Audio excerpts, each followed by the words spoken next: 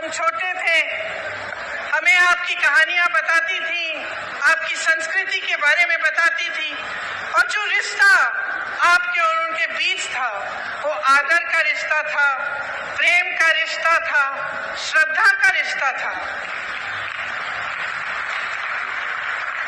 ये एक तरफा नहीं था। ये बात नहीं थी कि सिर्फ आप उनसे प्रेम करते थे या उनके प्रति आपके दिल में श्रद्धा थी। उनके दिल में भी आपके लिए श्रद्धा थी, उनके दिल में भी आपके लिए प्रेम था, और वो आपकी संस्कृति की, आपकी के प्रति उनके दिल में श्रद्धा और आदर थी। तो ये जो रिश्ता होता है, जो नेता और जनता के बीच में होता है, एक बहुत अनोखा रिश्ता होता है। जैसे मैंने कहा, इस रिश्ते को अगर नेता निष्ठा से सींचता है, काम करके दिखाता है, तो ये रिश्ता मजबूत बनता है। तो एक ऐसा रिश्ता बनता है जैसा इंदिरा जी का आपके साथ था। आजकल परिस्थितियां काफी अलग हो चुकी हैं। हमारी तरह बहुत नेता चुनाव के समय खास तौर से आपके सामने आकर बड़े बड़े भाषण देते हैं, आप सबकी बातें सुनते हैं। मैं भी सुन रही थी। आज सुबह जब मैं उठी, मैंने कहा मैं देखती हूँ मोदी जी क्या भाषण दे रहे हैं, क्योंकि वो क्या कह रहे हैं वो भी सुनना जरूरी है। तो मुझे ताज्जुब हुआ कि जो हम कहते हैं वही वो कहते हैं। हम कहते हैं उन्होंने घोटाले किए, वो कहते हैं हमने किए। हम कहते हैं हमने विकास किया, वो कहते हैं उन्होंने किया। हम कहते हैं हमने रोजगार दिलाए, वो कहते हैं उन्होंने दिलाए। तो मैं सोच रही थी कि ये तो भाषण तो सभी सेम कहते हैं, वही भाषण है।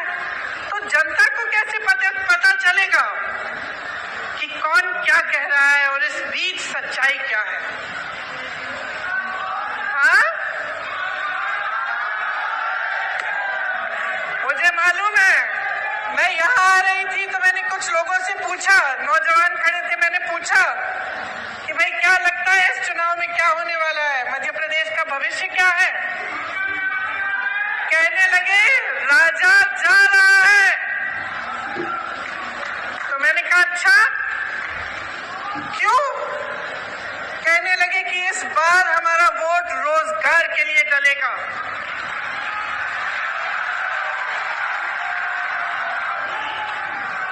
तो इसमें एक बात जो मैं इससे पहले कह रही थी वह स्पष्ट हो जाती है कि जब एक पार्टी का नेता आपके सामने कुछ कहता है, दूसरा वही चीज लगभग कह के जाता है, तो आपको पता कैसे चलता है कि कौन सच्चाई कह रहा है? पता आपको तब चलेगा जब आप अपने ही अनुभव पर उतरेंगे।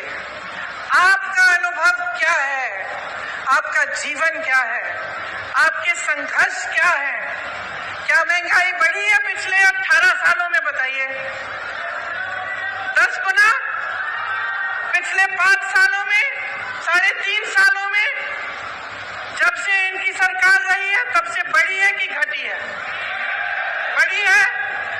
रोजगार मिले हैं आपको? नहीं। मेरे किसान भाई जो खेती छोड़ के यहाँ आए हैं, बताइए आपका जीवन ज्यादा मुश्किल हुआ है कि ज्यादा आसान? मुश्किल हुआ है।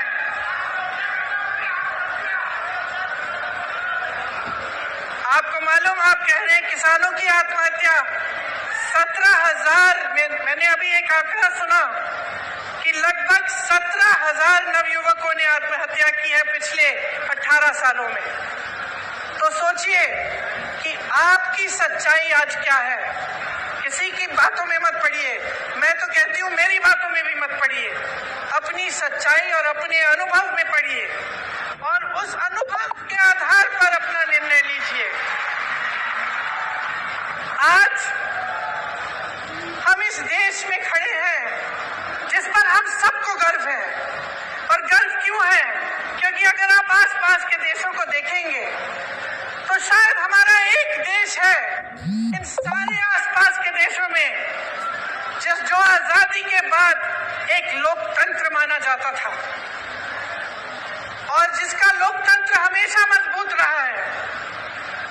और ये लोकतंत्र में गढ़ा हुआ है, जिन्होंने हमारे संविधान को लिखा और बनाया, उन्होंने जीवन इस देश के लिए दिया।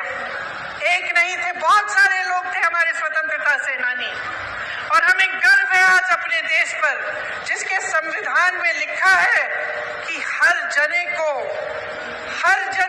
समान अधिकार मिलना चाहिए। हमारी कांग्रेस की सरकारों ने पंचायतों को सत्ता देकर यह अधिकार मजबूत बनाया। आज देखिए आज की परिस्थिति क्या है।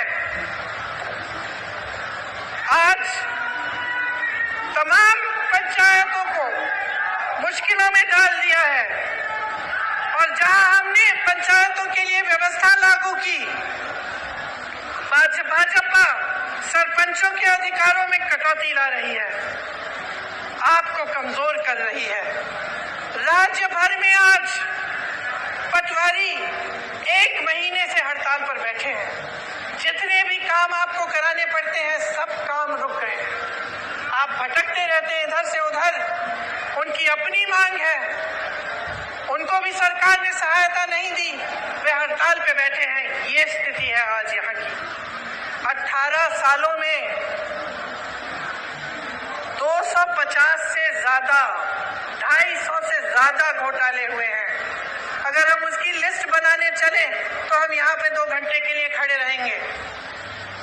बच्चों के पोषण का घोटाला, मिड डे मील का घोटाला, बच्चों के एडमिशन का घोटाला, सर्व शिक्षा अभियान में घोटाला, स्कॉलरशिप में घोटाला, भर्ती की परीक्षाओं में घोटाला, नौकरियों में घोटाला, धार में यहाँ के डैम के बनाने में भी भ्रष्टाचार हुआ।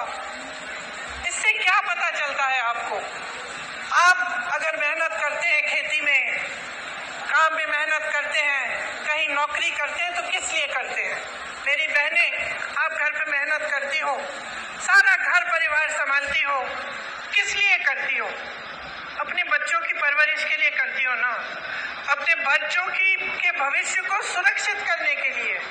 हम हमेशा सोचते हैं कि हमारे बच्चे बड़े होकर हमसे कुछ ज्यादा ही करें। अगर हम खेती करते हैं, हम सोचते हैं कि चलो इसको पढ़ाएंगे लिखाएंगे, इसकी और हमारे से बड़ी ज्यादा नौकरी होगी। अगर हम कहीं पे नौकरी करते हैं, हम सोचते हैं